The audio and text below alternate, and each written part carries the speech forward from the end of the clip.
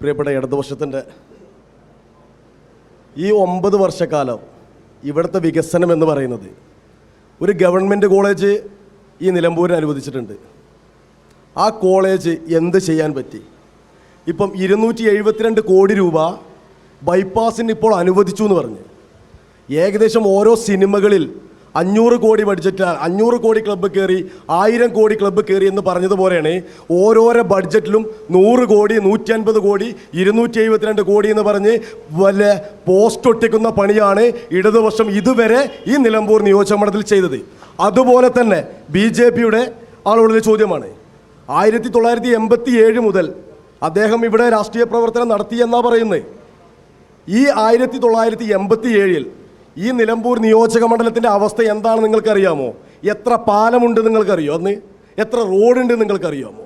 എത്ര തുരുത്തുകളായിരുന്നു? ഈ പറയുന്ന മൂത്തേടത്തേക്ക് പോകണമെങ്കിൽ എന്ത് വേണം? വെള്ളം കൂടിയാൽ തോണി വേണം, അല്ലെങ്കിൽ പുഴയുടെ സൈഡിൽ കല്ലിട്ട് അതിൻ്റെ മുകളിലൂടെ ജീപ്പ് പോയ കാലം. പോത്തുകല്ലിൻ്റെ അവസ്ഥ എന്താ? വഴിക്കടവിലെ അവസ്ഥ എന്താ?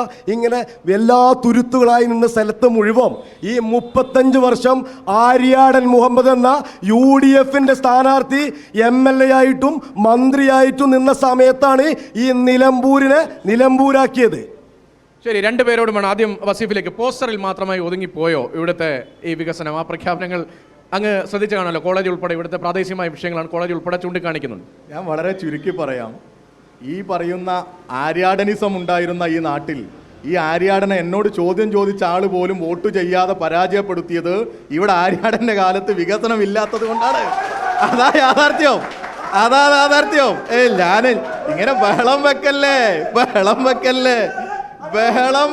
ഭീഷണിയൊന്നും വേണ്ട. അവിടെ ഇരിക്ക്. അദ്ദേഹത്തിന്റെ സമയമാണ്.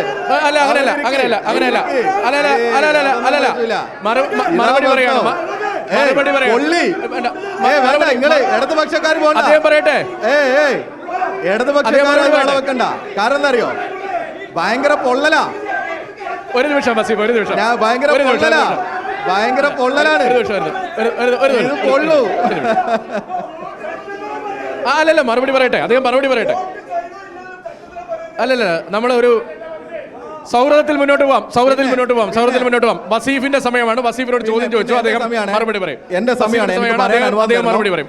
ബഹളം വെക്കും. ഇടതുപക്ഷ പ്രവർത്തകർ ദയവ് ചെയ്ത് ബഹളത്തിന് പോകണ്ട. അവരെന്താ ഒച്ചയും ഭീഷണിയൊക്കെ ഓടിക്കോളാം. അതൊക്കെ നമ്മൾ കണ്ടതല്ലേ. അതൊന്നും പ്രശ്നമല്ല. അല്ല, പിന്നെ പറഞ്ഞോട്ടെ. ഞാനും പറഞ്ഞോട്ടെ. പിന്നെ ഇവിടെ TK ഹംസ എന്ന് പറയുന്ന ഒരു മനുഷ്യൻ ഇവിടെ MLA ആയി വന്ന സമയത്ത് ഉണ്ടാക്കിയ പാലങ്ങളുടെ കണക്കൊക്കെ ഒന്ന് എടുത്ത് പരിശോധിക്കണം. അന്നേ ഇതൊക്കെ വന്നിട്ടുള്ളൂ. അന്നേ വന്നിട്ടുള്ളൂ. ആര്യാടന്റെ കാലത്ത് എന്താ വന്നെന്നുള്ളത് നമുക്കറിയാം. ഞങ്ങൾക്ക് ഈ നാടിനോട് പറയാനുള്ളത്, ഇവിടെ ഒരു MLA കൊല്ലപ്പെട്ട നാടാണ് ഈ നാട്. ഇടതുപക്ഷത്തിന്റെ പ്രതിനിധിയായി ജയിച്ചു വന്ന കുഞ്ഞാലിയെ കൊലപ്പെടുത്തിയ നാടാണ് ഈ നാട്. ഈ നാടിനറിയാം ഈ നാടിൻ്റെ പ്രയാസങ്ങളും പ്രതിസന്ധികളുമെല്ലാം. അതുകൊണ്ട് അത് അതിജീവിക്കുക തന്നെ ചെയ്യും. പിന്നെ ഇവിടെ വേറൊരാൾ പറഞ്ഞു തേങ്ങയോ മറ്റോ ആണെന്നൊക്കെ, തേങ്ങ പെറുക്കുന്നത് പോലെ എന്ന്. ഇവിടെ ഇപ്പോൾ UDF ചെയ്തുകൊണ്ടിരിക്കുന്നത് എന്താ? കുറച്ച് ആളുകളെ വോളണ്ടിയേഴ്സായി പറഞ്ഞയക്കുക. ലീഗുകാരാണ് അതിൽ മുൻപന്തിയിൽ. എന്തിനാണെന്നറിയോ? ഇവിടുത്തെ കോൺഗ്രസിൻ്റെ നേതാക്കന്മാരെ, പ്രത്യേകിച്ച് ചില വിഭാഗത്തിൽപ്പെട്ടവരെ കാവല് നിൽക്കുക പോയിട്ട്. കാരണം BJPക്കാർ OLX ഇങ്ങനെ തപ്പിയപ്പോൾ കുറേ ആളുകളെ കിട്ടുക. നേരത്തെ ഇവർക്ക് ആന്റണിയുടെ മകനെ കിട്ടി, പിന്നെ കരുണാകരന്റെ മകളെ കിട്ടി. ഇപ്പൊ ഇവിടെ നിലമ്പൂരിൽ ഇവരുടെ DCC സെക്രട്ടറിയെ കിട്ടിയ എന്റെ പ്രിയമുള്ളവരെ ഇങ്ങനെ സ്ഥാനാർത്ഥിയാവാൻ കുപ്പായമിട്ട് പൗഡറിട്ട് നടക്കുന്ന പൗഡർ കുട്ടപ്പന്മാരുടെ സംഘടനയല്ല ഞങ്ങളുടേത്. രാഷ്ട്രീയ പ്രവർത്തനം എന്ന് പറഞ്ഞാൽ രാഷ്ട്രീയ നേതാവാകാൻ ഇങ്ങനെ ഒരു സ്ഥാനം വേണം എന്ന് പറഞ്ഞ് നടക്കുന്നവരല്ല ഞങ്ങള്. അങ്ങനെയല്ല. ഞങ്ങൾ രാഷ്ട്രീയ പ്രവർത്തനം നടത്തുന്നത് MLA ആവാനല്ല, പഞ്ചായത്ത് പ്രസിഡന്റ് ആവാനല്ല. അങ്ങനെ പഞ്ചായത്ത് പ്രസിഡന്റ് ആവാനും MLA ഒരു സീറ്റ് നിമിഷം, കിട്ടാനും ഒരു നിമിഷം. ഏത് BJP-യുമായും കൂട്ടുകൂടാൻ മടിയില്ലാത്തവരുടെ കൂട്ടായ്മയാണ് ഈ കേരളത്തിലെ കോൺഗ്രസ്. അതാ പറഞ്ഞത് I will go with BJP എന്ന ഇവരുടെ മുൻ ഒന്ന് ചുരുക്കണം, ഒന്ന് ചുരുക്കണം. നമുക്ക് സമയം. രാഷ്ട്രീയ പാരമ്പര്യമുള്ളവർ ഇവിടെ വന്ന് വലിയ രീതിയിൽ ഒന്ന് ആക്ഷേപിക്കല്ലേ. നാളെ 30-ാം തീയതി ആണെങ്കിൽ സമ്മേളനകാലത്ത് പോലും ഇവിടെയുള്ള ചർച്ച ഏകപക്ഷീയമായി പോകും. ഏകപക്ഷീയമായി പോകും.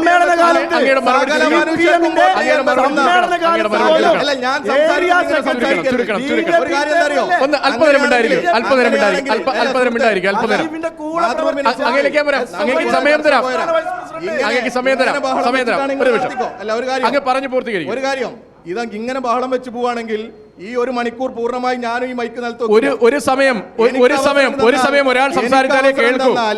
എനിക്ക് അവസരം തന്നാൽ എന്നെ പറയാൻ അനുവദിക്കണം. അങ്ങ് ആ സമയത്ത് അല്ല, ചോദ്യത്തിന് പറയുന്ന സമയത്ത് ഇങ്ങനെ ഇടയ്ക്കറി പറഞ്ഞുകൊണ്ടിരിക്കരുത്. ഇയാളെന്താ ഭീഷണിപ്പെടുത്തുന്ന? നടക്കൂല സുഹൃത്തെ. ആദ്യം സ്വന്തം സ്ഥാനാർത്ഥിയുടെ ഒരു ബോർഡെങ്കിലും വെക്ക്. സ്വന്തം സ്ഥാനാർത്ഥിയുടെ ഒരു ബോർഡെങ്കിലും സന്തോഷത്തോടെ വെക്കാൻ പറ്റും. അത് പറ്റുന്നില്ല നിങ്ങൾക്ക്. കാരണം എന്താ അറിയോ? നിങ്ങൾക്ക് തന്നെ അംഗീകരിക്കാൻ പറ്റാത്ത സ്ഥാനാർത്ഥിയാണ് നിങ്ങൾ അവതരിപ്പിച്ചത്. എനിക്ക് നിങ്ങളോട് പറയാനുള്ളത്, നിങ്ങൾക്ക് വോട്ട് ചെയ്യാൻ പറ്റുന്ന ഒരു മിടുക്കനായ സ്ഥാനാർത്ഥി നാളെ വരും. നിങ്ങൾക്കും UDF-നും എല്ലാവർക്കും വോട്ട് ചെയ്യാൻ പറ്റുന്ന ഒരു സ്ഥാനാർത്ഥിയെ ഞങ്ങൾ നാളെ പ്രഖ്യാപിക്കും. ആ സ്ഥാനാർത്ഥിക്ക് സകല മനുഷ്യർക്കും വികസനം ആഗ്രഹിക്കുന്നവർക്ക് BJP-യുടെ പണം കണ്ടാൽ ചാടിപ്പോകാത്ത ഒരു സ്ഥാനാർത്ഥി നാളെ CPM-ന്റെ സംസ്ഥാന കമ്മിറ്റി ഓഫീസിൽ നിന്ന് പ്രഖ്യാപിക്കും. ആ സ്ഥാനാർത്ഥിയുടെ റോഡ് ഷോ ഉണ്ടാകുന്ന നിങ്ങൾക്ക് അഭിവാദ്യം ചെയ്യാം.